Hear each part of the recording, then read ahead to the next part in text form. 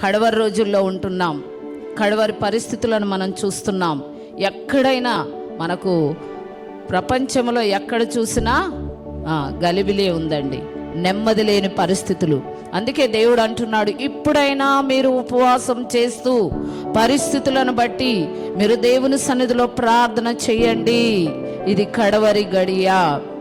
దినములు చెడ్డవి గనక సమయమును పోనీయక సద్వినియోగం చేసుకొనుచు అజ్ఞానుల వలె గాక జ్ఞానుల వలె నడుచుకోమన్నాడు. అజ్ఞానం ఏదైనా ఉంటే మనం తొలగించుకోవాలా. దేవునికి విరుద్ధమైనది ఏదైనా మనకు కలిగి ఉన్నట్లయితే తొలగించుకోవాలా. ఇదే అనుకూలమైన సమయము. నీవు ఉపవాసం ఉన్నప్పుడు దేవుని సన్నిధిలో ఎందుకు ఉపవాసం ఉంటున్నామండి?